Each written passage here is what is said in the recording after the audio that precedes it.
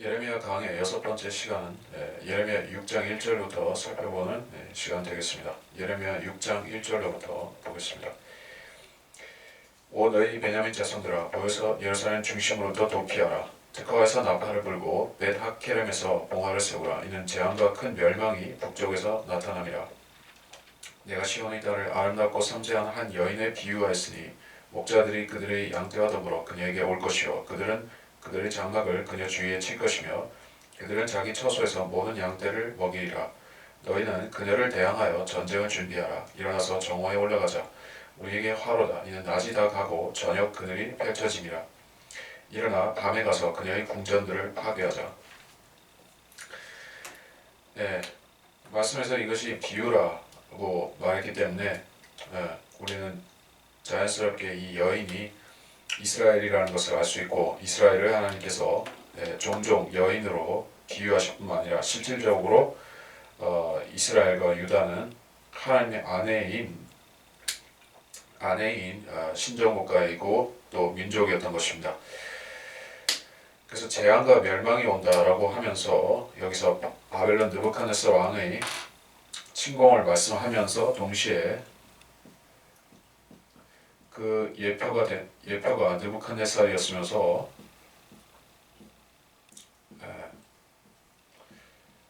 예표가 되어서 이것이 적그리스도 곧 멸망의 아들을 가리키고 있는 것입니다. 우리가 항상 성경을 공부하면서 지나간 역사는 역사대로 의미가 있지만 그 역사가 다가올 주님께서 성취시킬 교회 시대가 끝나고 성취시킬 그 대환란과 재림의 예언과 또 관련이 있다는 사실을 항상 인식하면서 성경을 읽는다면 우리가 충분한 교훈뿐만 아니라 거기서 예언적 의미까지도 같이 얻을 수가 있습니다. 그래서 우리가 본문에서 특별히 얻어야 되는 예언적 의미가 재앙과 멸망이 북쪽에서 온다는 이 말씀에 있는 것이요. 그래서 다니엘에서는 그 북쪽 왕과 남쪽 왕의 대립 그리고 그 전쟁을 계속해서 말씀하고 있죠. 자, 그런 얘기가 주로 다니엘 11장에 나오는데 거기에 보면 북쪽 왕이 가리키는 그 왕이 사실 알렉산더 대왕의 그 후계자 중에 하나인 시리아 왕을 가리키는 것이고 또 하나 남쪽 왕은 프톨레미라고 하죠. 그 이집트의 헬라 왕조를 말하고 있어요. 그래서 그 왕국은 마지막 때 나타날 적그리스도의 왕국과 그때 일어날 정치적인 질서, 경제적인 그런 정치 경제 그런 그 사회적인 부분을 예표하고 있는 것이죠. 그래서 그 중에서 북쪽 왕이 시리아 왕이 특별히 더 강성하게 되어서 이스라엘 팔레스타인 땅을 억압하고 거기에 역사적으로 안티오쿠스 에피파네스라는 폭군이 와서 유대인들을 괴롭히는 또 성전을 더럽히는 역사가 있었죠. 그런 재앙이 전부 북쪽으로부터 왔다는 이야기인 것입니다. 이스라엘의 북쪽에 있는 시리아 땅에서 온 것이에요. 2절 시온의 딸을 아름답고 섬세한 한 여인이다 라고 했어요. 이 여인은 단순한 여인이 아니라 하나님의 아내인 이스라엘인 것입니다. 3절에 목자들과 그들의 양떼들은 이스라엘을 침범하는 그 무리를 가리킨데 이 자들은 역시 이 비유에서는 목자들이라는 것은 아마도 열왕과 관련된 말일 것이고 양떼라는 것은 그들의 무리를 가리키는데 그래서 양떼는 이스라엘 백성을 가리킬 수도 있지만 여기서는 이방인들의 무리를 가리키고 있어요. 그들의 장막을 그녀 주위에 친다. 이 장막은 당연히 이스라엘을 쳐들어온 그 군대의 군막을 말하겠죠. 그리고 자기 처소에서 양떼를 먹이리라. 그러니까 주객이 전도가 된 것이요. 이방인의 군대가 와서 이스라엘을 점유하고 유대인들은 쫓겨다니는 신세가 되는 그런 현상입니다. 4절에서는 전쟁을 준비한다. 전쟁이 일어날 것이다라는 얘기요. 그러니까 대환란 때 상황을 우리가 생각해 보면 됩니다. 어떤 전쟁이 이제 준비가 되고 어떤 전쟁이 일어나는데 그것은 물론 몇 차례가 있겠지만 그 중에서 그 마지막 전쟁인 아마겟돈 전쟁을 제외한다면 그 앞부분에는 역시 환란 중간에 있을 그 적그리스도와 이스라엘의 전쟁이 있겠죠. 그 전쟁이라고 불러야 할지 아니면은 정복이라고 불러야 할지 모르겠지만 하여튼 유대인들이 그 도망쳐야 되는 때가 피난 가야 되는 때가 나오죠. 마태복음 24장에 그날 피난하는 때가 온다라고 말씀하고 있어요. 그래서 정오에 올라가자 우리에게 화로다. 하나님께서 이 무리를 이스라엘로 보내셨고 또 여기서는 어떤 한 날을 정해놓고 그 날에 이스라엘로 온다라고 말씀하고 있어요. 그리고 그 날은 낮이 다가고 저녁이 펼쳐지는 그런 때와 같다라고 말씀하고 있어요. 그러니까 영적으로는 저녁이나 혹은 밤이라고 할 때 이것은 그 이방인의 때, 즉 그 멸망의 아들이 활동하는 그 시기를 가리키고 있죠. 즉 대환란을 예언적으로 가리키는 표현입니다. 그 이스라엘에 있어서는 특별히 후 3년 반이 아주 지독한 기간이죠. 그 민족이 거의 멸망하기에 이르는 그런 기간이 7년 가운데서도 그 후반에 있는 3년 반이죠. 그래서 그때가 시작되는 것을 낮이 다 갖고 이제 저녁이 펼쳐진다라고 그렇게 말씀하고 있는 것입니다. 그런데 교회의 입장은 이스라엘과는 다소 차이가 있습니다. 왜 차이가 있을 수밖에 없는가? 교회는 그 전 3년 반도 통과하지 않고 7년 전에 올라가죠. 7년 전에 교회는 전체 휴거가 되기 때문에 그래서 교회에게 있어서는 그 후 3년 반이 그 환란의 시작이 아니라 전 3년 반이 그 기점인 것이요. 그래서 그 전에 먼저 올라가는 것입니다. 이에 관해서는 우리가 참고할 만한 부분을 데살로니가 후서 아니요 전서인지 한 찾아보겠습니다. 데살로니가 전서의 4장에 보면 그 휴거에 대한 말씀이 나오죠. 14절, 15, 16, 17 이렇게 그 말씀이 나오면서 5장에서는 다시 경고의 말씀을 주고 있어요. 경고와 또 위안의 말씀이죠. 그 날이 오는데 그것은 마치 밤에 도둑같이 주의 날이 오는 것이다 라고 말씀하고 있어요. 5장에서 데살로니가 전서 5장에서 말씀하는 바 그 밤이 온다, 밤이 도둑같이 온다는 것은 이제 7년 대환란이 시작되는 그런 시작을 말씀하고 있어요. 자, 그래서 유대인들에게 있어서는 후 3년 반이 그들이 민족이 운명이 달라지는 때고 교회에 있어서는 이제 이 시대가 끝나고 대환란이 자체가 시작되는 그때가 중요한 것이요. 자, 그렇고 5절은 따로 설명할 것은 없을 것입니다. 여기서 그녀의 궁전들이라고 했어요. 그래서 실질적으로 그 이스라엘은 지금 어떤 나라입니까? 대통령이 있는 또 수상이 있는 그런 그 민주국가죠. 아랍 국가들 가운데서도 특별히 서구식 민주주의가 된 그런 국가인 것입니다. 왕이 없습니다. 왕이 없어. 근데 역사적으로는 이스라엘이 원래 하나님이 직접 통치하시는 신정 국가였다가 나중에 왕을 요구했고 그래서 사울 때부터 시작해서 왕정 국가로 바뀌었죠. 그래서 그 왕정 국가라는 자체는 그 천년왕국까지 쭉 가게 돼 있어요. 왜냐하면 예수님이 다윗의 씨로서 그 다윗의 보좌에 앉아 통치를 하셔야 되기 때문에 신정 국가이면서 또 왕이 통치하는 왕정이 되는 것입니다. 자, 그래서 나중에는 왕정 국가가 될 것이요. 지금은 아니지만. 네, 대환란 때는 그 중간에 과도기 같은 것이기 때문에 지금하고도 다르고 뭐라고 어떻게 딱 정의하기는 어렵지만 아마 왕이나 어떤 그 군주 비슷한 그런 국가로 좀 바뀔 수도 있을 거란 생각이 들어요. 그래서 여기서는 궁전들을 이야기하고 있지 않은가 이러한 생각이 듭니다. 이것은 대환란 때의 상황이기도 하기 때문에 그런 것이에요. 물론 아닐 수도 있습니다. 뭐 대통령 궁이라는 말도 하죠. 그런 표현이 있으니까 대통령도 대통령 궁에 살죠. 뭐 한국은 청와대라고 하지만은 외국에서는 대통령 궁이죠. 하여간 6절부터 만군의 주가 이같이 말하노라. 너희는 나무를 베어서 예루살렘을 향하여 토로를 쌓으라. 이 성읍은 벌받은 성읍이라. 그녀의 중심에는 온통 압제뿐이라.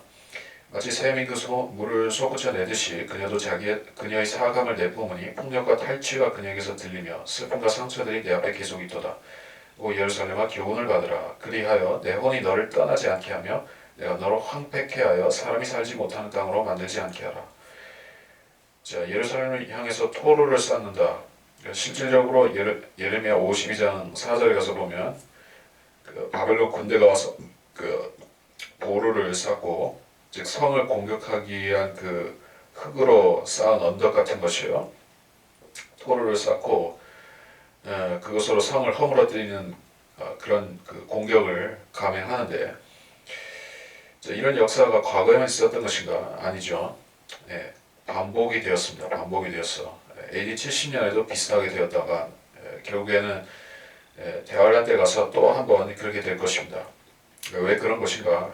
예루살렘이라는 성읍이 너무나 역사적으로 뿐만이 아니라 영적으로 또 성경적으로 매우 중요한 장소이죠. 예루살렘이라는 곳은 그 단순한 소위 기독교인들이 생각하는 그런 기독교 성지이다, 성지 순례를 가는 그런 랜드마크 중에 하나 정도로 취급한다 하는 것은 대단히 무지한 생각인 것이에요. 예루살렘은 그냥 역사적으로 그냥 예수님이 과거에 그렇게 거기서 설교하셨고 돌아가셨고 그래서 거룩한 땅이고 그런 정도가 아니라 이것은 하나님께서 이 지상에 그 통치 정부를 통치하는 유일한 정부를 세우실 그런 딱 그 지점인 것이요 예루살렘이. 그래서 모든 그 마귀 세력들이 역사적으로 이 성을 차지하기 위해서 애를 썼던 것입니다. 캐톨릭 교황도 애를 썼었고 모슬렘들도 그랬고 지금도 강대국들은 이 성읍을 자기 것으로 만들려고 애를 쓰고 있다. 특별히 모슬렘들은 유대인들을 박해하면서 또 증오하면서 그 성읍을 유대인에게서 뺏으려고 하는 그러한 행태를 지금까지 꾸준히 보여주고 있죠. 네, 왜 예루살렘의 그런 그 운명이 이렇게 험난하고 기구하게 바뀐 것인가, 되어진 것인가 하는 것은 성경이 바로 보여주고 있는 대로 이 성읍을 하나님께서 유대인들에게 주셨는데 그들이 거기서 하나님께 엄청난 죄를 지은 것입니다. 그래서 이렇게 말씀하고 있어요. 벌받은 성읍이고 벌받은 성읍인데 그것이 단기간이 끝난 것이 아니라 지금까지 2600년이 넘게 지금까지 이어지고 있다는 얘기예요. 엄청난 그 하나님의 징벌을 받은 성읍인 것입니다. 그리고 그녀의 중심에는 온통 압제뿐이라. 이 압제는 누가 누구를 압제하는 것인가? 유대인들이 같은 유대인을 박해하고 압제하는 그것을 우리가 생각해 볼 수가 있어요. 자, 사도행전에 보면 이제 초대교회가 생기고 나서 이제 그 민족의 메시아로 예수님을 받아들이는 그러한 그 유대인 성도들이 나타나고 그 유대인 초대교회를 누가 박해를 했던 것입니까? 로마가 박해했나요? 아니면은 헤로드 왕이 박해를 했던가요? 아니면 다른 이방인들이 와서 박해를 했던가요? 아니죠. 그 초대 교회를 심하게 괴롭힌 자들은 바로 예수님을 빌라도에게 넘겨주었던 그 사내들인과 그 종교 집단이 유대교 집단이 초대 교회를 엄청나게 박해한 것이요. 결국에 그 박해하는 와중에서 사울이 회심하는 사건이 있었죠. 사울 자체도 그런 종교 재판관 중에 하나였던 것입니다. 자, 그렇게 이 성읍은 압제로 얼룩진 그런 피의 역사다 하는 것이요. 그것이 사도행전과 그 이후에도 쭉 이어진 것입니다. 그래서 하나님께서는 이것을 가증히 여기시고 이 성읍에 묻은 피를 심판하셔야 되는 것이요. 7절부터 마치 샘이 물을 솟구쳐 내듯이 그녀도 자기 사악함을 내뿜는다. 그래서 이거는 쓴물을 내는 샘이다 이렇게 간주하시는 것입니다. 폭력과 탈취, 슬픔과 상처, 계속해서 이것들은 어떤 그 압제와 관련된 것, 또는 그 어떤 종교적인 박해와 관련된 그러한 표현들이 될 수가 있죠. 네, 그래서 이 사업이 지금은 전쟁이 벌어지고 있지는 않은 이렇게 거의 뭐 반세기 가까이 그렇죠. 1967년에 이스라엘이 동예루살렘을 차지했었죠. 그리고 그 명목상으로 자기 유대인들의 그 이스라엘의 수도로 선포를 했습니다만은 그 유엔과 다른 아랍 주변 국가들은 이스라엘의 수도라는 것을 인정을 안 하고 있죠. 그래서 지금 유대인들은 이 예루살렘을 중심으로 이 예루살렘의 운명이 결정되는 것과 또 자기들의 민족의 운명과 아주 긴밀한 관계가 있다고 생각하고 있습니다. 그래서 거기에 성전을 세워야 된다는 것도 결국에는 이제 단순히 유대인들이 자기들 자존심을 회복하는 정도의 차원이 아니라 이제 민족의 사활이 걸렸다 이렇게 생각하고 있다는 것이에요. 근데 문제는 그 예루살렘에 성전을 세우는 것이 단순히 그것이 능사가 아니라 유대인들이 그 성전의 주인이 되시는 그분, 즉 주 예수 그리스도를 알아보고 믿어야지 유대인들이 이제 문제가 풀리는 것이요. 그 땅을 온전히 받을 수가 있는데 그들은 거기에는 생각이 미치지 못한 채로 단지 성전을 다시 지어야겠다 이런 노력만 하고 있는 것입니다. 그러니까 그것은 참고로 얘기를 한 것이요. 8절에 예루살렘아 교훈을 받으라 내 혼이 너를 떠나지 않게 하라 이것이요. 자, 하나님은 그 삼위일체이시죠. 삼위일체라는 것은 하나님은 한 분이시라고 우리가 말하죠. 한 분이시다. 그런데 인격이 그 거룩한 인격이 셋이 한 분인 것이요. 그리고 그 세 분이 우리가 성부, 성자, 성령을 이야기를 합니다. 근데 이것이 기능적으로나 어떤 사역적으로 차이가 있어서 우리가 구별이 되기도 하고 본질상으로는 사실 동일한 위격이신 것이요. 동등한 분들인 위격인 것입니다. 성자 위에 성부가 있는 것이 아니고 성자 밑에 성령이 있는 것이 아니지만 우리가 여기서 말씀하실 때 성부 하나님은 바로 인간을 기준으로 본다면은 일종 혼에 해당하는 그런 부분이다라고 볼 수가 있고 성자 하나님께서는 인간으로 보자면은 몸에 해당하는 성령 하나님은 문자 그대로 영이시죠. 사람의 영이 있듯이 하나님께 성령이 있습니다. 그래서 우리가 이거는 하나님께서 자연 계시를 보여주신 것 가운데서 가장 그 하나님을 밀접하게 알 수 있는 부분이 사람의 삼중 구조라는 것이에요. 물론 태양을 통해서도 알 수 있고 뭐 H2O 물 수증기 얼음 이런 원리를 통해서도 우리가 그 삼위일체의 원리를 약간 엿볼 수는 있지만은 궁극적으로 하나님께서 자신과 가장 닮게 지으신 존재가 바로 아담인 것이에요. 아담. 그래서 예수님 자체도 마지막 아담이시죠. 그렇기 때문에 아들 하나님께서 육신으로 나타나셨다는 것은 아주 우리에게는 구속사적으로 매우 중요한 사실이고 성부 하나님께서 혼이시라는 것은 우리 인간이 아담이 가진 혼이 불멸이라는 사실을 증명해 주는 것입니다. 불멸하는 혼을 가졌다. 사람이 혼이 있기 때문에 그 일반 다른 짐승들과 바다 물고기나 새나 육축들과 다른 존재가 되는 이유가 바로 인간이 하나님과 똑같은 그러한 혼을 가졌기 때문에 그렇다는 얘기예요. 물론 혼 자체도 혼이 혼자 돌아다니는 것이 아니라 몸, 혼, 영이 셋이 하나로서 완전한 한 인간이 되죠. 그래서 이것이 삼위일체의 원리를 가장 잘 보여주는 것인데 그것이 인간의 몸, 혼, 영으로부터 볼 수 있다는 것이요. 그래서 결론적으로 말하자면 내 혼이라고 할 때 이것은 성부 하나님이 자기 자신을 내 혼이라고 말씀한 것이요. 이해하기 쉬운 것입니까?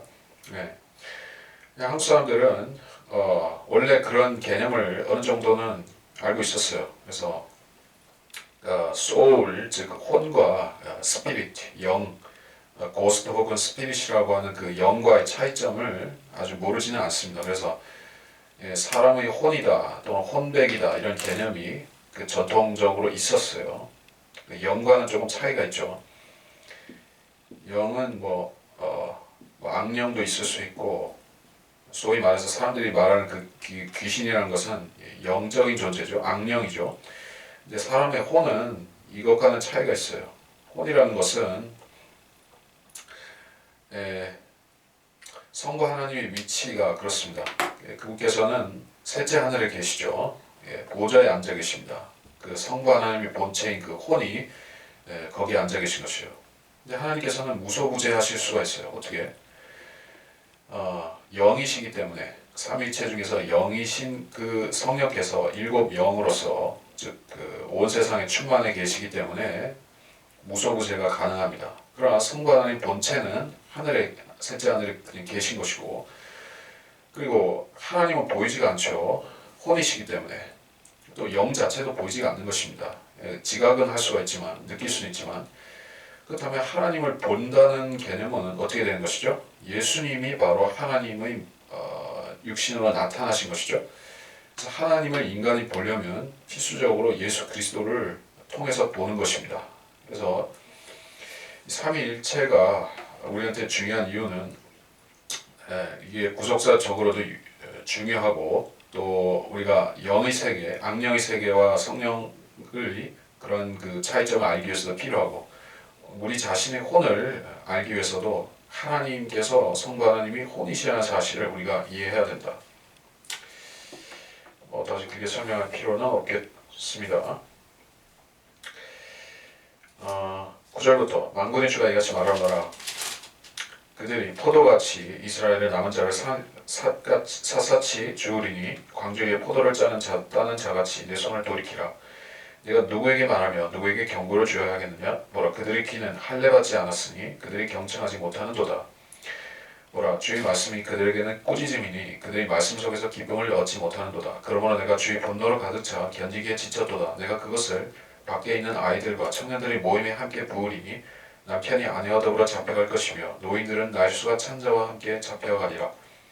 그들의 집들이 그들의 밭과 아내들과 함께 다른 사람들에게로 넘어갈 것이니 이는 내가 내 손을 그 땅의 거민들 위에 펼 것임이라.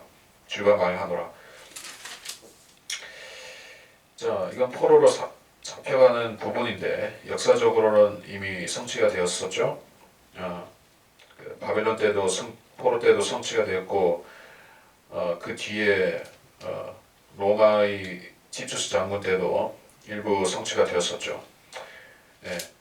이런 식으로 역사적으로 성취가 된 것은 우리가 역사를 공부하면 그냥 아는 것이고, 그러니까 더 중요한 것은 앞으로 있을 일이기 때문에 그 부분에 우리가 더 치중해서 알아볼 필요가 있을 것이에요. 자, 10절에 일단 보면 그들의 귀는 할례받지 않았다고 하고 있습니다. 귀가 할례받는다는 게 무슨 말일까요? 자, 예레미야 52장 4절을 잠깐 보겠습니다. 시드키야의 이게 아닌데 6장 귀는 할례받지 않았으니, 예레미야 4장 4절. 예레미야 4장 4절을 보겠습니다. 너희 유다의 사람들과 예루살렘의 거민들아, 너희 자신들을 할례하여 주께 속하고 네 마음의 포피를 베어내라. 그리하여 너희 행위의 악함으로 인하여 나의 진노가 불같이 나와서 사르지 않게 하라. 그것을 아무도 끌 수 없으리라. 자, 귀가 할례받지 않는 사람은 이제 하나님 말씀을 듣기를 거부한 사람을 말하는 것이요. 그래서 그 막이 싸고 있듯이 그 사람의 그 심벌을 막이 싸고 있듯이 그렇게 싸고 있어서 듣기가 들어도 그 소리가 잘 들리지 않는 상태를 말하는 것이요. 영적으로 귀에 할례받지 못한 사람들로 이 세상은 가득 차 있습니다. 지금도 그렇죠. 그래서 하나님 말씀이 동일하게 선포된다고 해서 A라는 사람은 그 말씀에서 회개라는 결과물이 나오지만은 B라는 사람은 불순종과 모욕과 거부라는 반응이 나올 수가 있고 C라는 사람은 무관심이라는 반응도 나올 수가 있는 것이요. 사실은 무관심과 그 격한 거부하는 반응은 사실은 둘 다 마귀에 의한 것입니다. 그래서 전혀 무반응한 사람이 있을 수가 있어요. 그럴 수가 있습니다. 하나님 말씀에 대해서 무반응하다고 하면 그 사람에게 있는 문제는 바로 그 마음의 그 양심에 화인을 맞았다는 경우가 될 수가 있어요. 양심에 화인을 맞는다는 표현이 성경에 있는데 우리가 잠깐 찾아보면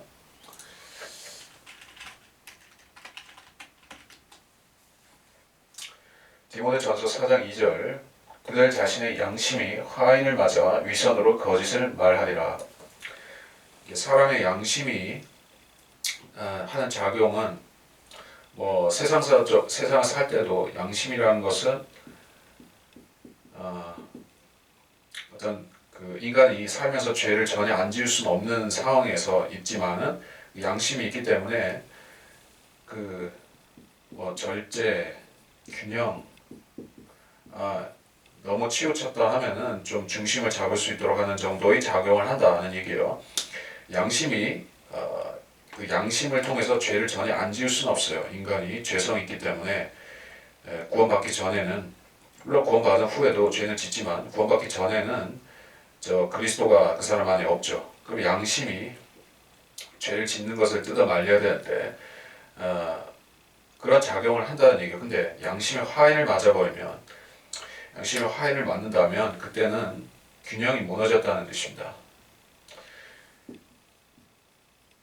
화인 맞는 것, 즉 양심이 기능 상실을 했다는 얘기예요. 지금 이 시대에 수많은 사람들이 교회를 다니든 다니지 않든 양심의 화인을 맞은 상태로 살아가고 있는 것이요.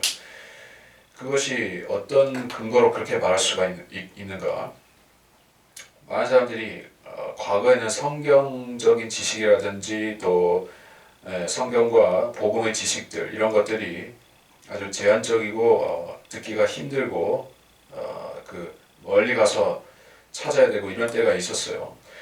지금과 같이 지식이 이렇게 손쉽게 보편화되지 않고 접근성이 떨어지고 책을 구하기도 힘들고 그런 시대에 살았던 사람들은 하나님 말씀을 조금만 들어도 그 반응하는 속도가 빨랐습니다. 근데 오늘날 많은 사람들은 하나님 말씀을 엄청나게 듣고 엄청나게 공부하고 그리고 기존 교회들에서는 소위 무슨 제자 훈련이다 하면서 성경 공부하는 그런 흉내를 내고 그래서 많은 사람들이 심지어는 무슨 훈련 코스를 거치면서 성경을 원어로 읽는다, 히브리어로 읽는다, 헬라어로 읽는다, 별의별 그런 그 꼴값들을 다 떨고 있죠. 자기 말로 주신 하나님 말씀도 이해를 못하면서 원어, 히브리어를 배워서 무엇을 더 고차원적인 것을 알아보겠다고 꼴값을 떨고 있는 것이에요. 근데 그런 사람들은 양심이 화이 맞은 경우가 너무나 많은 것이에요.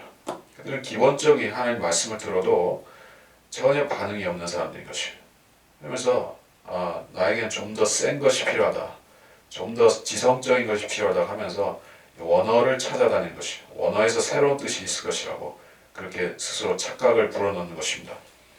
그 양심에 화이 맞은 사람들이 그렇게 된 것이요. 그래서 귀에 할례 받지 않은 사람들은 하나님의 말씀을 들어도 반응하지 않는 사람들을 말하는 것이요. 그리고 그들은 처음에는 불순종으로 그렇게 했지만은 결국에는 자기가 듣고 싶어도 듣지 못하는 그런 영적인 불구 상태가 되고 마는 것이요. 영적인 귀머거리가 되고 말았다는 것입니다. 주의 말씀이 그들에게는 꼬리짐이고 그들의 말씀 속에서 기쁨을 얻지 못한다라고 했습니다. 자, 하나님 말씀은 책망과 바로잡음과 의로 훈육함. 디모데서 3장 16절에 있다시피 하나님 말씀에 주어진 의도들은 몇 가지 있죠. 교리, 책망, 바로잡음, 의로 훈육하기. 이 네 가지를 언급하고 계십니다. 디모데후서 3장 16절에서 그 중에 하나가 책망이에요. 책망. 책망이라는 것은 물론 달리는 말에 채찍질을 한다, 뭐 그런 의미가 있을 수도 있죠. 그런 의미는 의로 훈육함에 해당이 될 수가 있고, 책망과 바로잡음이라는 것은 주로 무엇을 실수, 실책, 잘못했을 때 하나님께서 진짜로 눈물이 쏙 빠지도록 꾸짖는다 하는 의미가 있을 수가 있어요. 하나님 말씀을 우리가 진짜로 그 말씀이 마음에 떨어져서 화학 반응을 일으킨다면 그것은 마치 우리 잘못을 지적하면서 눈물이 쏙 빠지도록 혼내는 말씀이 될 수가 있는 것이요. 근데 하나님 말씀을 우리가 그 말씀을 그대로 수용하고 어린아이처럼 순수하게 꾸짖는 말씀일지라도 수용하고 그 말씀대로 자신의 그 노선을 수정한다면 더 이상 꾸짖는 말씀이 아닌 것이에요. 왜냐하면 내가 말씀과 나를 일치시켰다면 그 부분은 나한테 해결이 되기 때문에. 근데 계속해서 내가 나를 고치지 않으면서 말씀은 말씀대로 나를 계속 책망하고 있다면 그것이 괴로움이라는 얘기예요. 그래서 항상 그 질책만 듣는 것을 좋아하는 사람은 없죠. 근데 하나님 말씀은 우리는 그 태도를 바꿀 수 있지만 하나님의 말씀은 절대로 어떤 그 어조나 태도나 강도가 바뀌지 않는다는 것이요. 우리가 바뀌기 전에 말씀은 절대로 굽어지지 않습니다. 그래서 그 사람들이 회개를 거부하게 된다면 결국 그 사람들은 책망을 계속해서 듣다가 견디지 못하고 도망치게 되는 것이요. 그래서 말씀 안에서 기쁨을 얻지 못한다라고 여기에 말씀하고 있어요. 그러니까 지금 그리스도인들도 하나님의 말씀을 통해서 내가 얼마나 또 어떤 기쁨을 얻고 있는가 하는 것을 항상 생각해야 되는데, 내 말씀을 읽어도 기쁨이 전혀 없다, 보람이 없다, 소득이 없다. 항상 뭐 내가 과거에 몇 가지 터득한 지식, 책을 통해서 공부를 했든 신학교를 통해서 했든 그 몇 가지 빼고는 성경을 읽어도 계속해서 지식이 그 도돌이표를 찍고 있다면 기쁘지도 않고, 그렇다면은 뭔가 나한테 큰 문제가 있다는 것이요. 하나님 말씀을 읽을 때는 어디를 읽든지 간에 또 어떤 여건에서 읽든지 간에 내가 말씀을 읽었다면 내가 여기서 무슨 어떤 교리적이든 교훈적이든 어떤 지식면에서든 책망이 있어든 뭔가 소득을 얻어야겠다는 그러한 자세를 갖고 하나님 말씀을 내가 이해하고 받아들이고, 그래서 내가 뭔가 발전하겠다는 그러한 희망을 가지고 그러한 기대감을 가지고 하나님 말씀에 와야 되는 것이요. 말씀 앞으로 와야 되는 것입니다. 그렇지 않으면은 소망 없는 것이에요. 이 세상에서 주는 소망 외에는 소망이 없는 것입니다. 하나님 말씀에서 기쁨을 얻지 못한다면 다른 데서 소망을 얻을 수밖에 없어요. 11절, 그러므로 내가 주의 분노를 가득 차 견디게 지쳤다.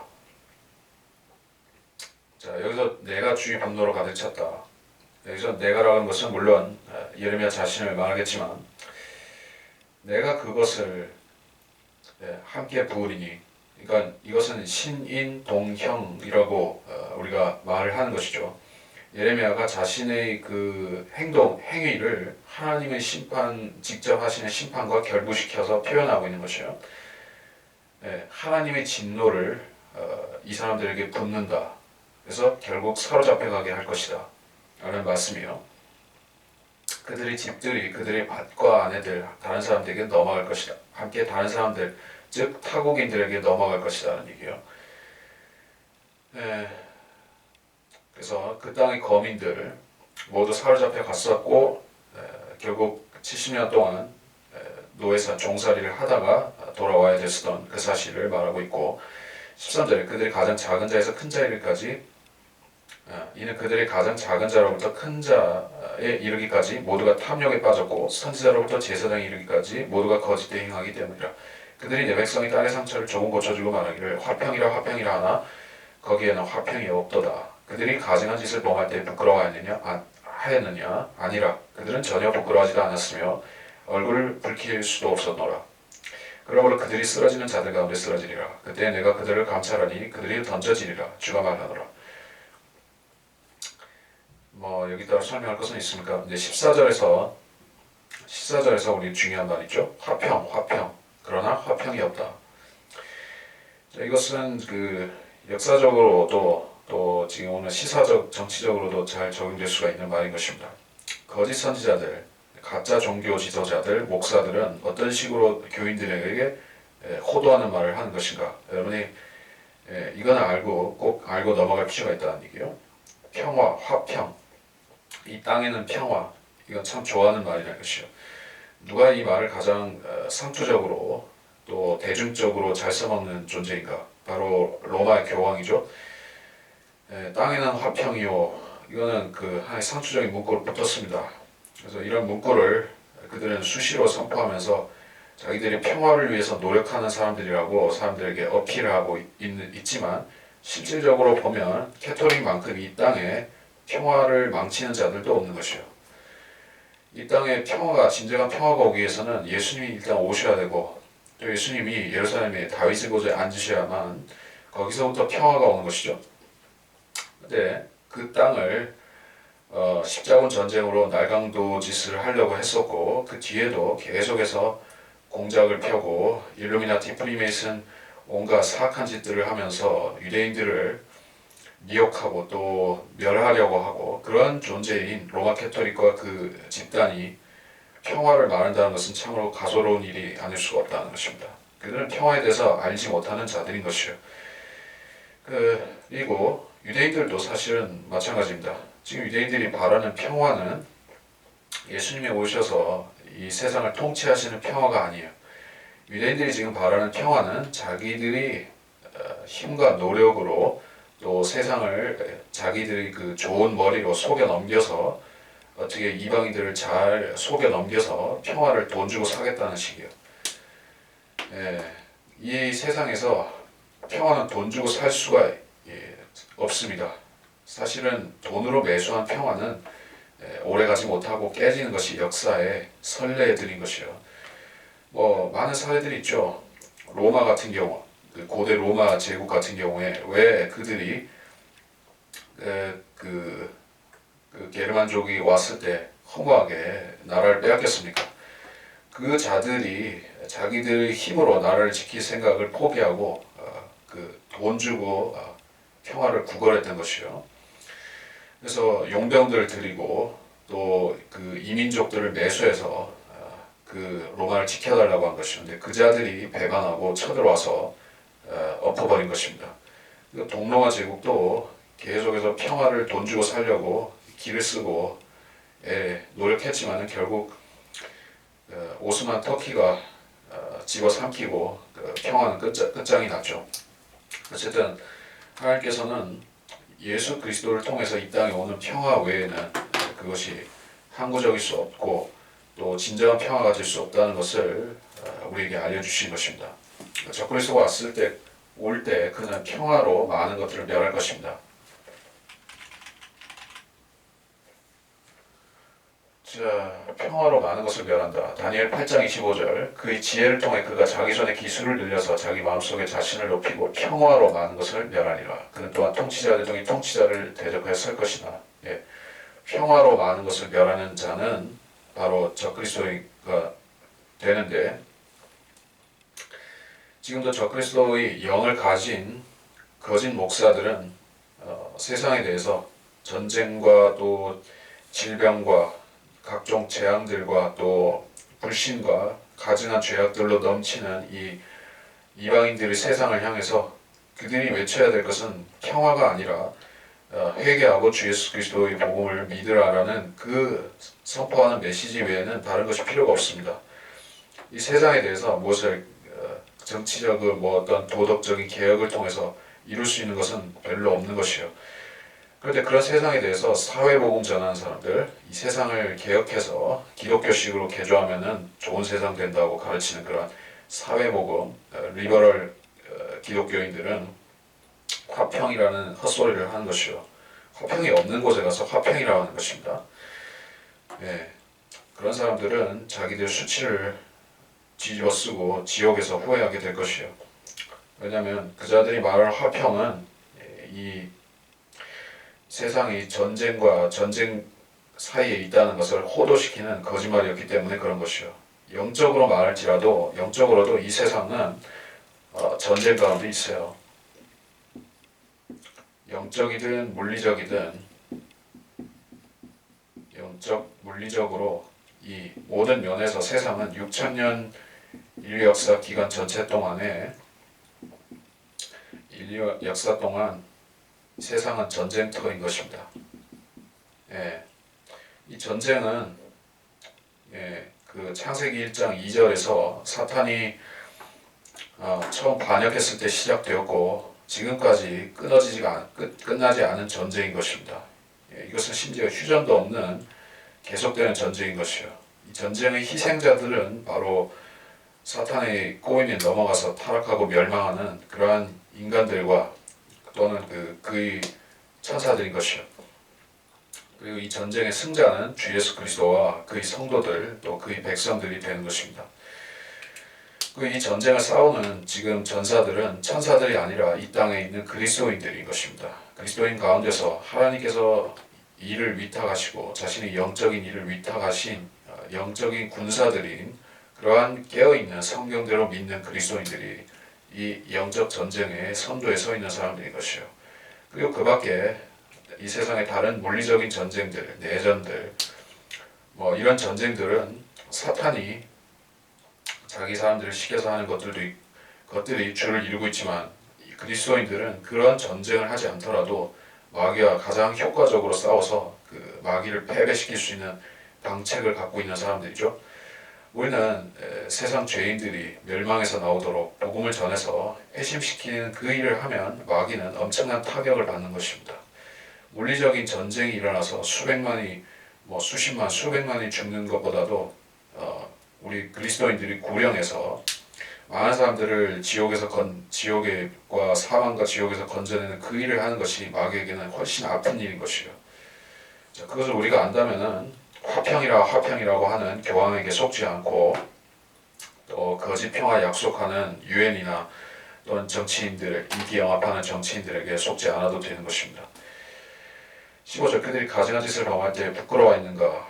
그들은 전혀 부끄러워하지 않았고 전혀 부끄러워하지도 않았으며 얼굴을 붉힐 수도 없었도다. 그러면 그들이 쓰러지는 자들 가운데 쓰러지리라. 그때 내가 그들을 감찰하니 그들이 던져지리라.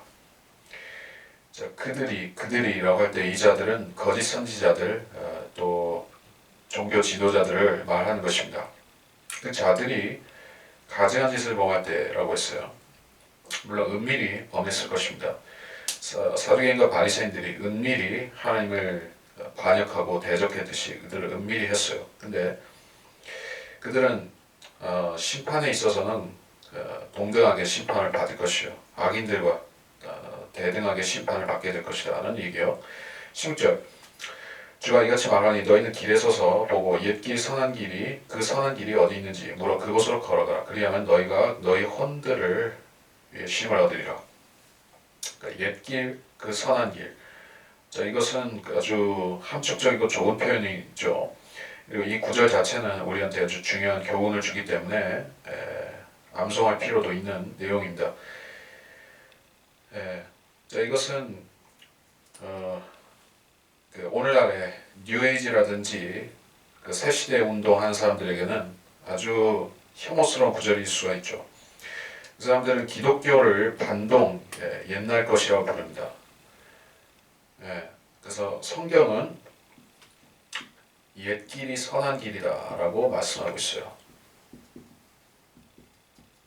세상은 옛 길은 반동이라고 말하고 나쁜 것이라고 말합니다.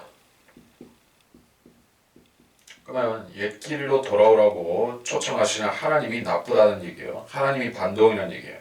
그래서 공산주의자들은 옛 길로 돌아오라고 하는 성경이 싫어서 성경을 배척하는 것입니다. 진화론자들도 그 사람들은 항상 진화, 발전, 새롭게 되는 것을 자기들이 어떤 자연적인 과정에서 온다라고 말하면서 하나님을 배제시키는 것이요. 근데 하나님께서는 새 것을 구하지 말고 옛 것 가운데서 선한 것을 찾으라고 말씀해요. 성경에서 길이라고 하는 것은 하나님 말씀 자체를 가리킬 수가 있어요. 말씀 안에 길이 있죠. 예수님께서는 내가 길이요 진리요 생명이라고 말씀하셨어요. 그 길은 인간이 걸어야 될 길이고 추구해야 될 길이고 힘써 찾아야 되는 길이기도 합니다. 또 이미 이 옛길을 찾았다면 이 길에서 이탈하지 않고 걸어야 되는 것이에요. 이 길을 걸어갈 때 사람들로부터 받는 손가락질이나 조롱이 분명히 있을 수가 있습니다. 주님께서는 좁은 길을 말씀하셨고 또 좁은 문을 들어와야 된다고 말씀하셨던 것인데 얼마나 많은 사람들이 옛길과 좁은 길, 또 그 길이 선한 길이라는 사실을 사람들이 모르는지 모릅니다. 기독교인들이라 할지라도 자기들이 넓은 길을 걸어가고 있다는 사실을 모른 채로 멸망이 넓은 길을 간다는 사실을 모른 채로 단지 기독교라는 어떤 교단이라든지 기독교의 테두리 안에 있기 때문에 또는 자신이 종교인이거나 세례를 받았기 때문에 어떤 계율들을 지키기 때문에 자기가 옛 길을 걸어간다고 착각하고 살고 있어요. 이것에 대해서는 더 많은 교훈들이 있을 수가 있어요. 하나님께서는 옛 것을 사랑하시고 좋아하십니다. 하나님께서는 경제적인 분이라고 우리가 말을 합니다. 그래서 dispensation이다. 세대라고 할 때 이것은 사실 경제적인 관념이 들어있어요. economy라는 관념이 들어있는 것입니다. 하나님께서는 쓸데없이 만들었다가 쓸데없이 치워버린 분이 아니에요. 인간들은 하나님 앞에서 마치 그분의 의도대로 빚어진 그런 토기장이 토기와 같은 입장인 것이에요. 하나님께서는 쓸데없이 토기를 많이 만들었다가 기분 나쁘다고 다 깨버리는 분이 아니라는 얘기예요. 다 의도가 있고 정해진 생각들이 있어서 주님께서 만드신 것입니다. 그래서 그분의 의도를 우리가 가장 잘 알 수 있는 것은 사실은 하나님의 말씀인 것입니다. 이 말씀 안에는 인류 역사 6천년간에 걸쳐서 모든 사람들, 하나님이 제시하신 그 길을 걸어간 사람들, 또 그 길에서 이탈한 사람들, 그 길에 들어오지 않았던 사람들, 많은 다양한 사람들이 있습니다. 그리고 그 길과 세상 길을 우리는 성경을 통해서 비교해 볼 수가 있는 것입니다. 그 비교해 봤을 때 우리가 과연 이 길을 걸어가서 그 결말이 무엇인가까지도 우리는 확인할 수가 있어요. 이 길 끝에는 불확실성이 기다리고 있는 것이 아닙니다. 어떤 진화론자들이 말하듯이 막연히 좋은 것이 기다리고 있지도 않습니다. 사람들이 발전이나 진화라는 명목으로 말하는 그러한 그 헛된 꿈이 기다리고 있는 것이 아니라 확실한 보장이 기다리고 있어요. 그것은 그리스도인들에게 있어서는 이 길의 끝에 우리를 기다리고 있는 것이 새 예루살렘일 것이요. 유대인들에게 있어서는 이 땅을 상속받는 것이겠죠. 어쨌든 우리는 이 길을 성경에서 찾아야 되고 그 길의 결말도 성경을 통해서 배워야 되는 것입니다. 근데 유대인들은 당시에 하나님께서 주신 그 길, 모세를 통해서 주신 그 길을 거역했기 때문에 험난한 돌짝밭 길로 가서 고생을 하면서 뼈 빠지게 하면서 깨달아야 했던 것입니다. 17절부터 내가 또한 너희 위에 파수꾼들을 세우고 말하기를 나팔 소리에 귀 기울이라 했으나 그들이 말하기를 우리는 귀 기울이지 않겠노라 하였느니라. 나팔 소리는 왜 울려 퍼지죠? 군대에 있어서는 이제 소집 나팔이 될 수가 있고 전쟁 나팔이 될 수가 있고 전쟁이 났을 때는 나팔을 불어서 피난가라고 또는 싸우라고 신호를 보내죠. 그래서 하나님께서는 선지자들을 보내셔서 이스라엘이 때 맞춰서 준비할 수 있도록 외적을 막든지 또는 회개를 할 계기를 마련하든지 항상 주님께서 먼저 예비하시고 나팔을 불게 하셨던 것입니다. 자, 그리스도인들도 세상 자체에 대해서 나팔수가 되어야 돼, 파수꾼이 되어야 되는 것입니다. 우리가 나팔을 불지 않으면 세상은 지금이 추수할 때인지 파종할 때인지 지금이 여름인지 겨울인지 지금이 어떤 시대인지 지금이 태평성대로 살 때인지 주님이 곧 오시는 때인지 그런 것을 모르고 무지하게 살아가게 돼 있다는 얘기예요. 그래서 우리는 나팔을 불어야 되고 주님께서 공중에 오셔서 우리를 위해 나팔을 부실 때까지 그 전까지 우리는 세상에 대해서 이 성경을 가지고 나팔을 불어야 된다는 것입니다. 19절 오 땅아 들으라 보라 내가 이 백성에게 재앙을 가져오리니 곧 그들이 생각의 열매라 이는 그들이 내 말들과 내 법에 경청하지 아니하고 그것을 거절했기 때문이라. 무슨 목적으로 시바에서 향을 먼 나라에서 향품을 내게 가져오느냐 너희의 번제는 받아들일 만하지 않으며 너희의 희생제는 내게 향기롭지 아니하도다. 그러므로 주가 이같이 말하노라 보라 내가 이 백성 앞에 거치는 것을 두리니 아비들과 아들들이 함께 그것들 위에 넘어지며 그 이웃과 그의 친구가 함께 멸망하리라.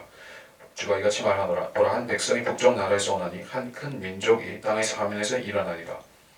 그들이 활과 창을 잡을 것이라. 그들은 잔인하고 자비가 없으며 그들의 목소리는 바다같이 포효하는도다.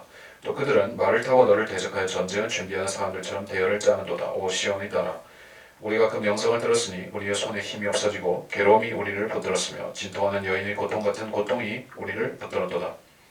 너희는 밭에도 가지 말고 길로도 걷지 말라. 이는 원수의 칼과 두려움이 사방에 있으니라. 자, 18절에 너희 민족들아 들으라 회중아 들으라 이렇게 했습니다. 이방인들에게 말씀한다는 얘기죠. 그러면 이방인들에게 왜 이런 말씀을 하는가? 이것은 단지 유대인들 혼자서 유대인들만이 고초를 겪고 심각한 환난을 겪고 그렇게 되는 게 아니라는 얘기죠. 자, 대환란의 기본적인 성격이 유대인들의 고난의 때인 것입니다. 대환란이라는 것은 기본적인 성격이 야곱의 환란이죠. 야곱의 고난인 것은 사실이에요. 저 그리스도가 나타났을 때 그는 이방인들도 괴롭히지만은 특별히 유대인들을 지독하게 괴롭히고 죽이고 하는 자이죠. 그렇다고 해서 이방인들이 멀쩡하다는 얘기는 아니에요. 그들도 엄청난 시련과 죽음을 당해야 될 것이요. 그래서 본문에서 말씀하듯이 이 흉폭한 군대, 즉 계시록에 등장하는 그 적그리스도의 무시무시한 기병대가 와서 사람들을 죽이는 장면이 어디 나옵니까? 계시록 9장에 나오죠. 계시록 9장 14절로 19절까지의 그 아주 초자연적인 기병대의 묘사가 나오는데 그 숫자가 2억이라고 명시가 되어 있는 그 자들이죠. 그래서 이 자들이 어디서 오는가? 이스라엘의 동편에서 온 것이요. 결국에는 그들이 유프라테스 강이 말라버렸을 때 그 강을 건너서 오고 다시 이스라엘 북쪽에서 내려온다는 얘기죠. 한 백성이 북쪽 나라에서 오나니 이렇게 말씀하고 있어요. 그 성경에서 말씀하는 이 북쪽은 이스라엘을 기준으로 말씀하는 것이요.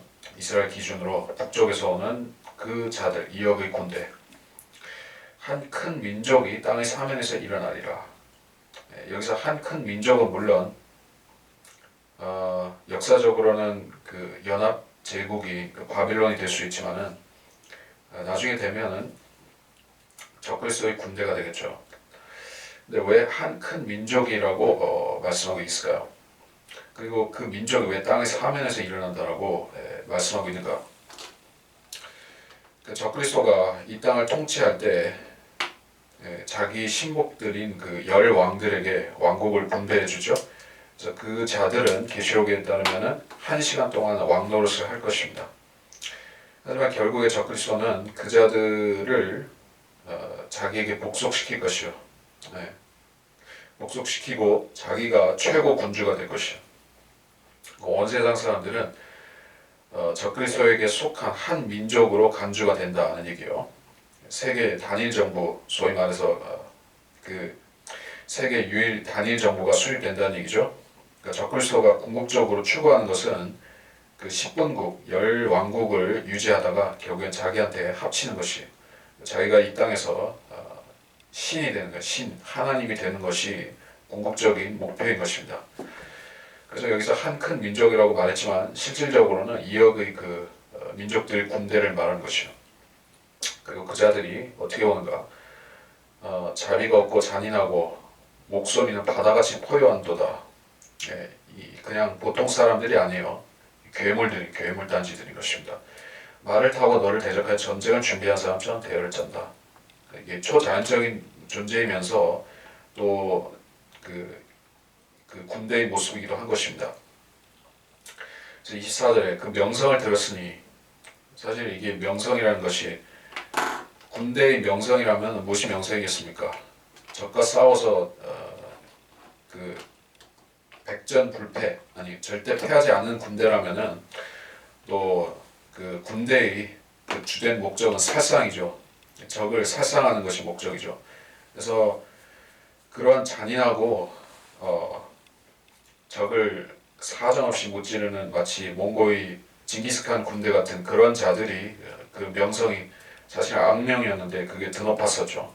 그래서 이 이역의 군대는 우리가 좀 전에 봤었던 계시록 9장에서 우리가 봤었지만은 그 자리에 올 때 동편에서부터 올 때 엄청난 사람들을 죽이면서 온 것이요. 그걸 들었기 때문에 유대인들이 이제 맥이 빠진 것이다는 얘기예요. 그러면서 진토한 여인의 고통 같은 고통을 이야기를 합니다. 이제 유대인들은 이제 그때가 되면 대환란 끝이 되면은 저항할 힘이 없습니다. 싸울 수 있는 무기도 별로 없을 것이고, 그렇죠. 적그리스도가 와서 3년 반에 이미 와가지고 이스라엘을 아마 무장 해제를 시켰을 것이요. 이스라엘 사람들은 다 도망다니고 흩어지고 산골짜기에 숨어 있고 또 셀라페트라에 피난가 있고, 그러니까 싸울 수 있는 사람이 별로 없죠. 부직갱이 같은 거 들고 그 초자연적인 군대를 막아서야 되는 것이요. 낫 한 자루 들고 싸울 수가 있겠습니까? 그러니까 맥이 빠지죠. 이제 우리는 전멸되겠구나, 우리 민족이 진멸되겠구나 하는 그런 고통이 엄습한다는 말씀인 것이요. 아마겟돈 전쟁과 관련이 되는 얘기입니다. 25절 너희는 밭에도 가지 말고 길로도 가지 말고. 자, 이스라엘 땅 전체에 걸쳐서 이 자들이 그 편만하게 될 것이요. 주님 재림 직전의 상황이죠. 이스라엘 전체를 마치 메뚜기 떼가 곡식밭을 새까맣게 덮듯이 이들은 덮을 것이요. 그래서 유대인들은 꼭꼭 잘 숨어야 되지, 안 그러면은 뜯어 먹히는 것입니다. 그래서 밭으로 가지 말고 길로도 가지 말라, 이렇게 말씀하고 있는 것입니다. 다시 말해서 이것은 환란 끝의 상황이지만은 유대인들은 그때도 어떤 일상적인 활동을 하는 경우도 있더라 하는 것으로 볼 수가 있겠죠. 밭에도 가는 경우가 있다는 걸 보니까, 그런 걸 보면은 우리가 그 환란 후 휴거 때의 상황을 잠깐 보면은 될 것 같습니다. 환란 후 휴거 때 계시록 24장 40절 41절로 이렇게 되어 있죠. 그때 두 사람이 밭에 있는데 한 사람 데려가게 되고 한 사람 남게 되리라. 두 여인이 맷돌을 갈고 있다가 한 사람 데려가게 되고 한 사람 남게 되리라. 자, 밭에 있는다는 것은 곡식을 심는다든지 거둔다든지 돌본다든지 그런 생계 활동을, 그런 농업 활동을 하고 있다는 얘기죠. 그리고 여기서 맷돌을 갈고 있다가 이렇게 얘기하는데, 맷돌을 가는 것은 이게 곡식을 뭐가 있으니까는 갈아서 빵을 굽는다든지 하려고 역시 그런 활동을, 일상 활동을 하고 있는 것이요. 그러다가 갑작스럽게 한 사람은 남게 되고 한 사람은 데려가고, 즉 이것은 휴거의 표현인데, 이렇게 되는 것은 지금 교회 시대의 끝에 있을 상황과도 유사하지만은 실질적으로 마태복음 24장에서 말씀하는 그것은 환란 후 휴거, 즉 7년의 거의 끝에 있을 그거를 말씀하는 거예요. 이제 그때도 밭에서 하는 사람이 있더라 하는 것은 우리가 여기서 봤습니다. 하여튼 그런 관련이 된다는 얘기요. 21절부터 오대 백성에 따라 굵은 벼슬로 두르고 재 속에서 뒹굴라. 가장 비통한 애가로 애곡하되 독자를 위해 하는 것 같이 하라. 이는 멸망시키는 자가 갑자기 우리에게 임할 것이니라. 내가 너로 내 백성 가운데 망대와 요새로 세워 너 그들의 길을 알게 하고 살피게 하노라. 그들은 다 심한 배역자들이며 비방을 일삼고 자니는 자들이라. 그들은 놋과 철이며 그들은 다 부패한 자들이라. 풀무들이 불타고 나비 그 불에 살라지나 녹이는 자가 헛되이 녹이는도다. 이는 악한 자들이 뽑혀지지 않음이라. 사람들이 그들을 버림받은 은이라 부르나니 이는 주가 그들을 거부하셨습니다.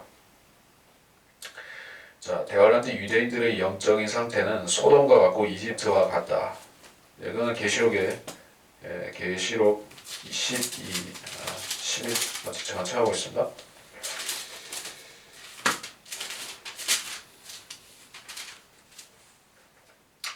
계시록 11장 8절 그래야 그들이 죽은 몸들이 큰 도성의 길거리에 놓이니 그곳을 영적으로 소돔과 이집트라고 부르며 우리 주께서 십자가에 못 박히신 곳이라.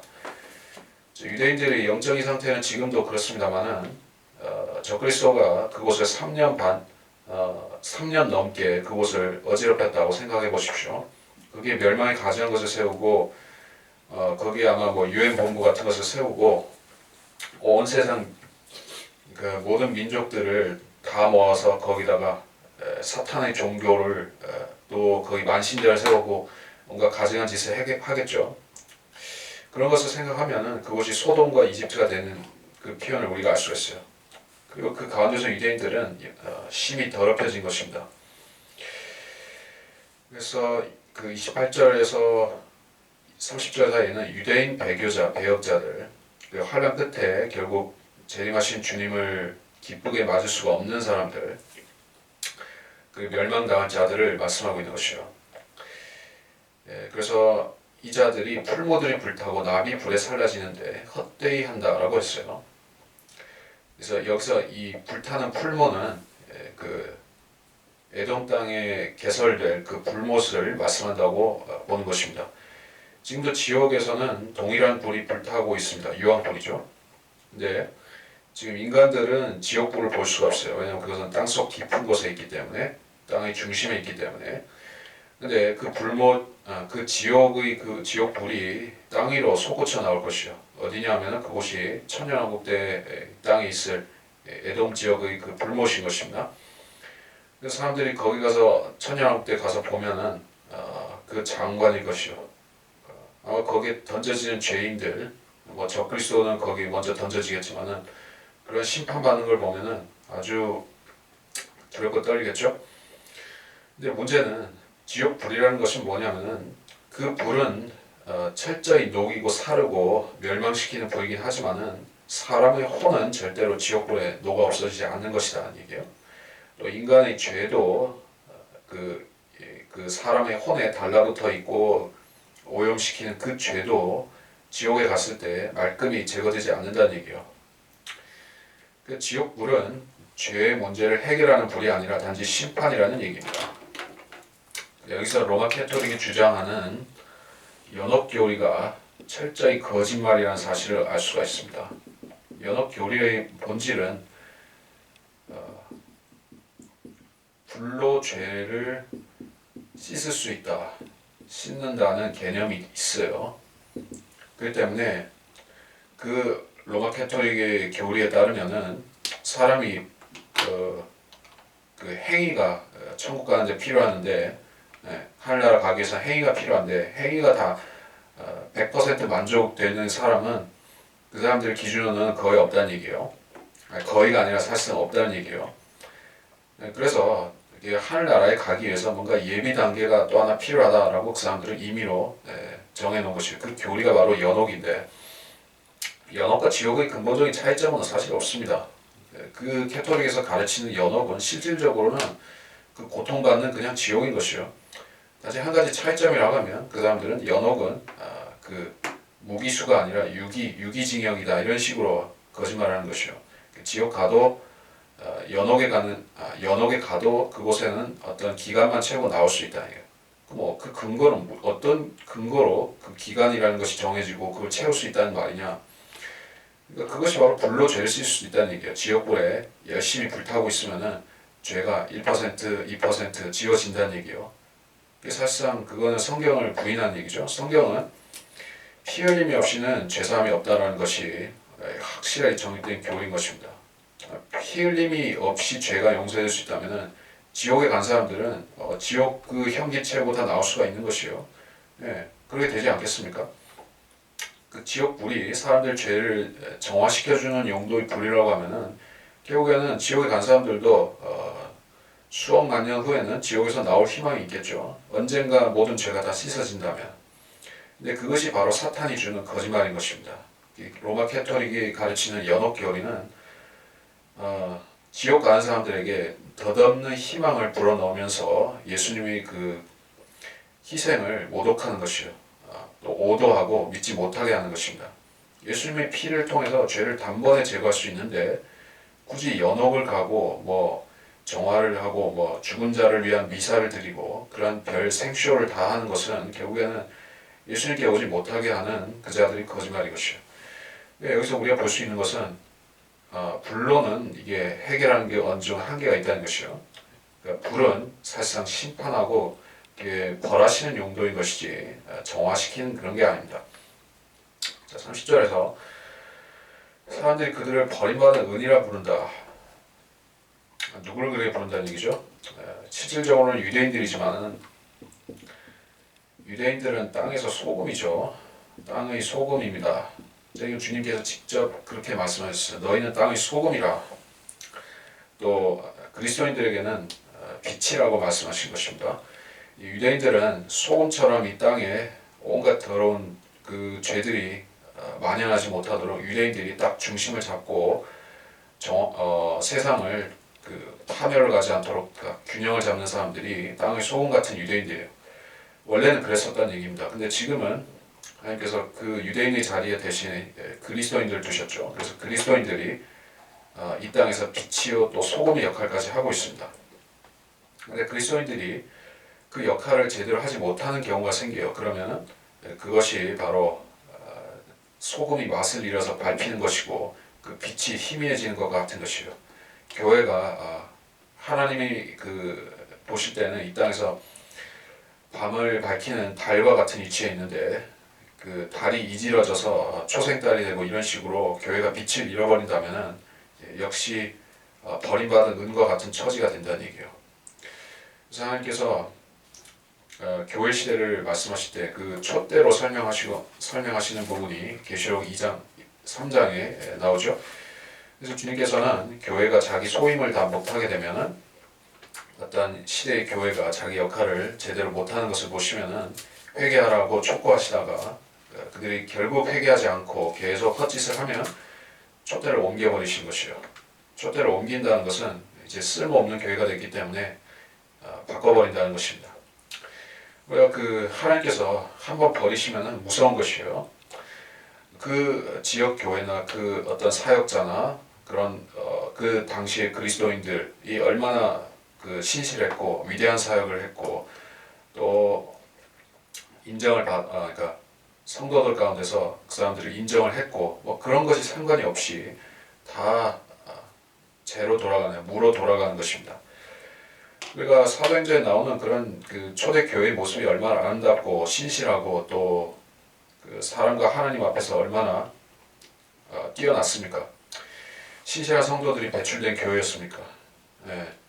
디모데가 사역했던 그 교회는 어디 있고 베드로와 다른 사도들이 사역했던 그 위대한 사역을 했던 교회들은 다 어디로 갔죠? 다 돌무더기가 됐습니다. 네. 사람들이 발에 밟히는 돌무더기가 됐어요. 폐허와 유적으로밖에는 기억되지가 않습니다. 그리고 그러한 초대교회에 있었던 자리들에는 무엇이 있느냐면은 이교도 제사 지내는 그런 성당들 동방정교회나 아니면은 로마 캐토릭밖에는 남아있지가 않은 것이요. 예루살렘에 가도 마찬가지예요. 거기 초대교회의 흔적을 거기서 찾을 수가 있습니까? 사도행전 2장이나 당시에 있었던 엄청난 부흥을 우리가 거기서 채취라도 확인할 수가 있을 것 같습니까? 그 당시에 교회는 지금 없어졌어요. 네, 거기에는 그리스 정교회, 뭐 아르메니안 정교회, 로마 캐토릭, 아니 심지어는 아주 사탄적인 자들, 모슬렘과 그런 이교도들밖에는 득실거리지 않는 것이요. 네, 다 돌더미로 바뀌어지고 흙으로 되고 없어진 것이요. 하나님께서는 그래서 이 땅에서 우리가 그리스도인으로서 추구해야 될 가치는 은사주의자들이 그렇게 오도시키듯이 우선 거대한 교회를 지어서 하나님께 헌납하는 것이 절대 아니고 어떤 그리스도인들이 이 땅에서 부귀와 출세와 명예를 누리는 것도 절대 아닌 것입니다. 혹은 이 땅에 기독교 제국을 세우는 그런 허망한 꿈도 아닌 것이요. 우리가 버려진 은처럼 되지 않으려면 그래서 역사적으로 하나님께서 버리신 유대인들처럼 안 되려면 우리가 해야 될 일은 계시록 3장의 라오디케아 교회에 대한 말씀의 경고의 말씀들로 돌아가서 그 말씀을 우리가 철저히 명심하고 우리가 나태하고 게으르고 변질된 모습과 우리가 오버랩되는 것들이 우리 안에서 발견된다면 철저히 버리고 회개하는 수밖에 없다는 것이요. 그것이 개인적으로 우리가 하나님께서 우리를 계속 사용하시도록 하는 방법인 것입니다. 우리가 사역에 있어서 버림받지 않으려면 그렇게 해야 되는 것이요. 이것이 우리가 마지막 절 본문 30절에서 얻을 수가 있는 교훈이었고, 이제 시간장으로 다 됐기 때문에 6장을 마치고 다음 시간에 다시 7장으로 뵙겠습니다.